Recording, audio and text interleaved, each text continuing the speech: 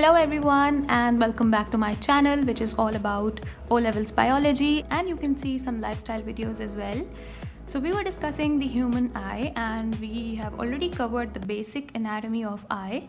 In today's class we are going to talk about vision and how basically the image is formed at distant and near object. So let's start with the topic. So the learning objective of today's class is, first we'll brainstorm the previous lecture. Second, we will talk about the stereoscopic vision, क्या होती है. फिर हम बात करेंगे image किस तरीके से फॉर्म की जाती है डिस्टेंट ऑब्जेक्ट के ऊपर, और अगर नियरली कोई ऑब्जेक्ट पड़ा हो तो what are the near points and what are the far points. So we are going to talk about them one by one. So let's just first brainstorm the few previous lectures that we are already done with. So there are three layers of eye. The outermost layer is known as sclera, or we call it sclerotic layer or sclerotic coat. ये जो layer होती है basically ये fibrous होती है. ये बाहर का जो प्रोटेक्टिव पार्ट होता है आपका, जिसे आप यहाँ पर देख सकते हैं, ये आउटर प्रोटेक्टिव लेयर होती है, जिसको एक्चुअली में हम लोग वाइट ऑफ द आई भी कह रहे होते हैं कॉमन में. यहाँ से क्या होता है, इसके फ्रंट के ऊपर थोड़ा सा प्रोट्रूडेड बल्ज पार्ट होता है, जिसे हमने ट्रांसपेरेंट कॉर्निया कहा है. मेन जो पर्पस है इस लेयर का इज़ टू प्रोवाइड प्रोटेक्शन, यानी ये आपकी आँख को बेसिकली प्रोटेक्शन देने का काम करती है, सबसे बाहर वाली layer. Then we talk about the second layer, that is the choroid layer. In this diagram, this red part is the choroid layer. ठीक है, choroid layer में क्या होता है, क्योंकि यहाँ पे सारी blood vessels होती हैं, so this is responsible primarily for the nourishment. यहाँ पर vascular bundles होते हैं, इसीलिए इसको vascular tunic भी कहा जाता है. यहाँ पर जो तीन मेन पार्ट्स हैं इस लेयर के, उनमें iris, lens और ciliary body होती है. Ciliary body contains ciliary muscles.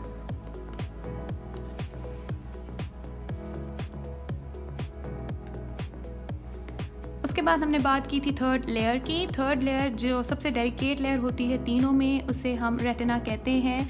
यहाँ पर इसकी जो सबसे स्पेशल बात होती है, इस लेयर पे बेसिकली आपको मिलती है image formation.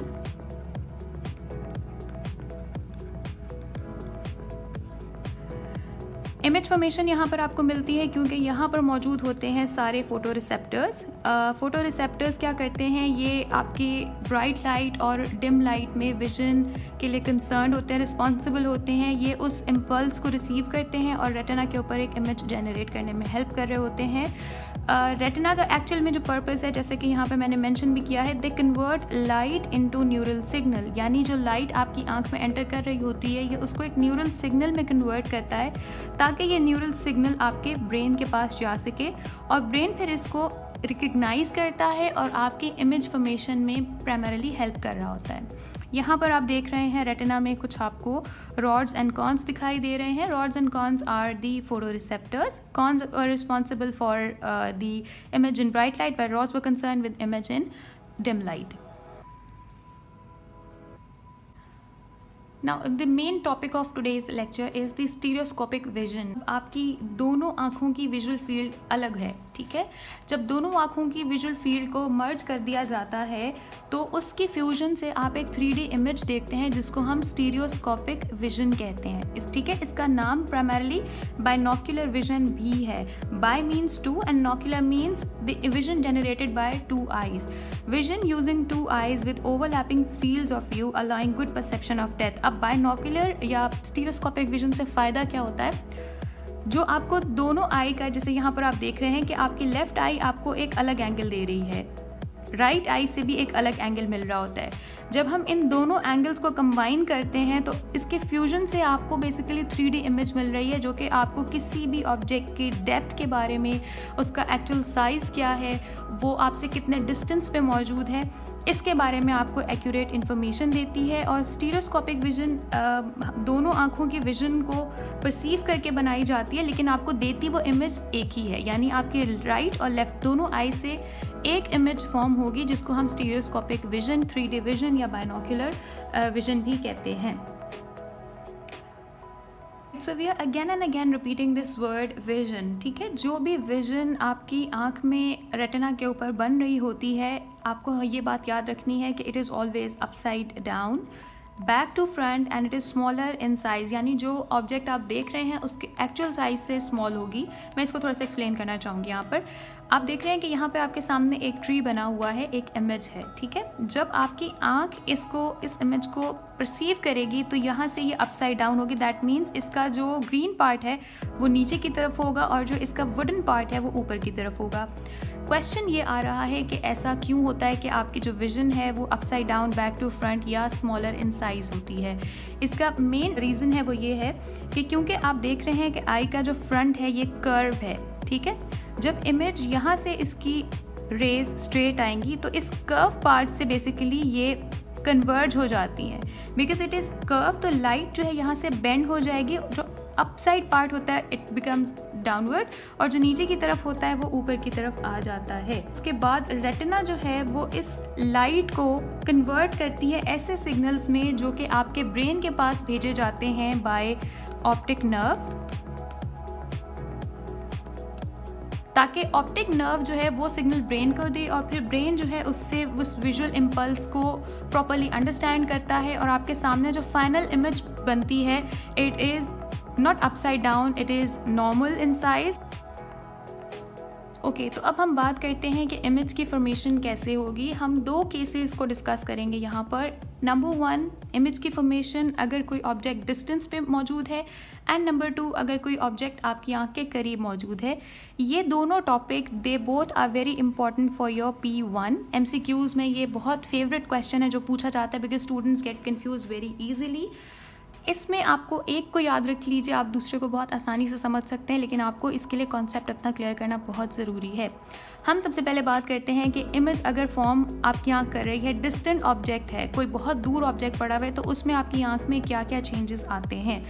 Number 1, suspensory ligaments are taut, यानी कि देखें जब कोई ऑब्जेक्ट दूर पड़ा हुआ है तो वो आपकी आंख से ऑलमोस्ट पैरेलल हो जाता है, ठीक है। जब वो पैरेलल एक इमेज आ रही है तो उसको अकोमोडेट करने के लिए जो आपके सस्पेंसरी लिगामेंट्स है, जैसे आप देख रहे हैं यहाँ पर, ये बेसिकली स्ट्रेच होते हैं बाहर की तरफ। एज ए रिज़ल्ट इसकी वजह से क्या होगा, आपका जो लेंस है ये फ्लैट होता है, ठीक है। जब आप इमेजिन करें यहाँ से 2 स्ट्रिंग्स हैं जो आपने खींचे हैं ऊपर की तरफ, तो ये लेंस जो है ये स्ट्रेट होगा, थोड़ा सा लेस फ्लैट हो जाएगा, थोड़ा सा लेस कॉन्वेक्स हो जाएगा। सेकेंड चीज़ जो चेंजेस आएगा वो ये है कि आपका प्यूपिल डायलेट हो जाएगा। और third main point, circular muscles relax हो जाएंगे। मैंने ये अपने प्रीवियस लेक्चर्स में भी आपको फार्मूला बताया था CCC का, यानी जब सर्कुलर मसल कॉन्ट्रैक्ट होते हैं तो आपका प्यूपिल भी कॉन्ट्रैक्ट होता है। यहाँ पर आप देख रहे हैं कि सर्कुलर मसल रिलैक्स है। अगर आप इस तरीके से याद नहीं रख सकते, आप ये देख लीजिए, एक कॉन्सेप्ट को समझे, डिस्टेंस पे पड़ा हुआ है तो वो उसकी रेज आपकी आंख के पैरेलल हो जाती हैं। उसको एडजस्ट करने के लिए सस्पेंसरी लिगामेंट्स आर टॉट, ठीक है, ये ऊपर की तरफ खींचेंगे, उसकी वजह से आपका लेंस जो है ये लेस कॉन्वेक्स हो जाता है, थोड़ा फ्लैट हो जाता है। इसकी वजह से आपका प्यूपिल जो है वो डायलेट होगा। प्यूपिल डायलेट उस कंडीशन में होता है जब आपके सर्कुलर मसल्स रिलैक्स होते हैं। तो these 4 points are very important, ये आपको समझने हैं और आपको ये याद भी करने हैं।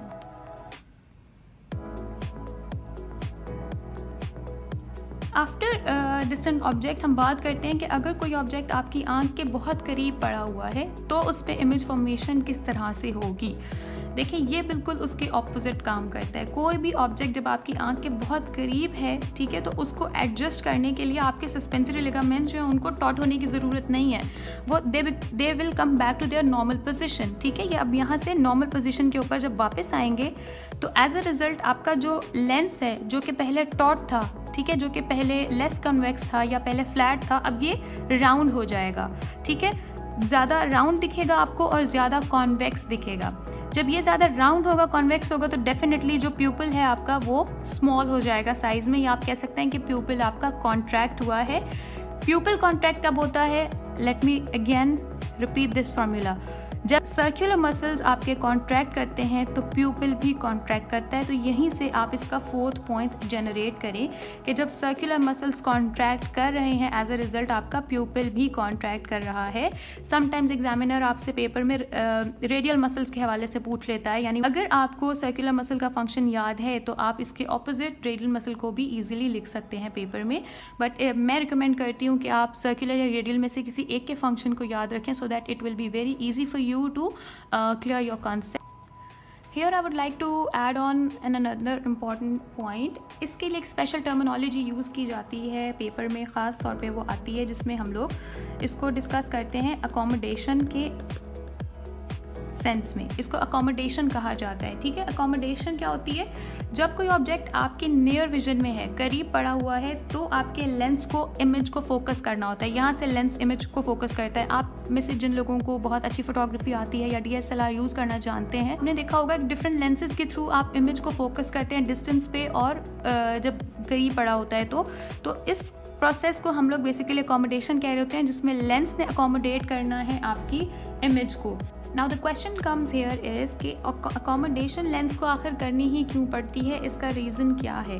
देखिए, जब भी कोई इमेज आपकी आँख में 6 मीटर से कम डिस्टेंस के ऊपर बनेगी, तो वो बेसिकली जो इमेज है वो रेटिना से पीछे बनती है, ठीक है। जब कोई ऑब्जेक्ट आपकी आंख में 6 मीटर से करीब पड़ा हुआ है, तो जो उसकी जो विजुअल रेज ट्रांसमिट होती हैं और जो इमेज फॉर्मेशन होती है वो रेटिना से भी पीछे होती है।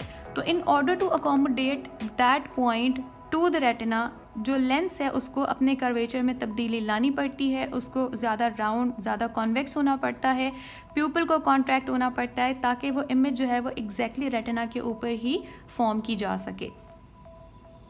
इन order to make this all process very easy, आप ऐसा कीजिए कि अपने घर में, छोटे बहन भाई में, आप किसी के भी आँख के करीब में कोई एक ऑब्जेक्ट रख के देखें और फिर दूर, and see what changes are carrying away in their eyes, क्या तब्दीली उसकी आँखों में आ रही है, एंड देन उसको इस लेक्चर के साथ कॉम्प्रीहेंड करने की कोशिश करें।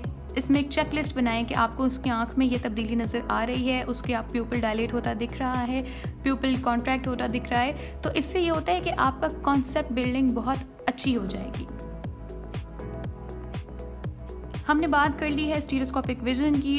इमेज फॉर्मेशन में आपकी डिस्टेंस और जब नियर ऑब्जेक्ट होता है तो क्या क्या चेंजेस आते हैं। अब हम डिस्कस करते हैं नियर पॉइंट को। देखिए, नियर पॉइंट वो पॉइंट होता है जिस पे अगर अपनी आंख से आप इतना करीब कोई ऑब्जेक्ट रखें कि वो ऑब्जेक्ट रखने के बावजूद भी आपको एक शार्प और क्लियर इमेज मिलती है रेटिना पे, that is called near point. इसको फर्दर ईजी करने के लिए मैं आपको यूँ बताती हूँ, जब 25 सेंटीमीटर्स से भी आप करीब कोई चीज़ अपनी आँख के रखने की कोशिश करेंगे, for example it is 22 centimetres, वो आपका नियर पॉइंट से आगे चली गई ये बात, ठीक है। अब वहाँ पर आपकी आँख जो है वो एक ब्लर इमेज देगी। इसकी आप एग्जांपल लीजिए कि अपनी आँख के सामने एक पेन रखें और उसको अपनी आई से करीब करते जाएं। यू विल रियलाइज़ कि एक पॉइंट के बाद आपकी जो इमेज है वो ब्लर होने लग गई है उस पेन की। The reason being you have cross the near point. So the near point for human eye is 25 centimetres, यानी इस रेंज तक अगर आप अपनी आँख के सामने कोई ऑब्जेक्ट रखेंगे, then you can have a sharp clear image on the retina. अगर उसके बाद आप रख रहे हैं 24, 23 या उससे कम डिस्टेंस के ऊपर रखा जा रहा है, then the image will be blurred और not clear. Now the question here is कि ऐसा क्यों होता है कि आपकी आंख इसको अकोमोडेट नहीं कर पा रही। उसने एक अपना 25 सेंटीमीटर्स का नियर पॉइंट सेट क्यों किया हुआ है। तो इसका मेन रीज़न ये है कि जो सीलियरी मसल्स हैं आपकी आई के, ठीक है, ciliary muscles can contract for a certain limit.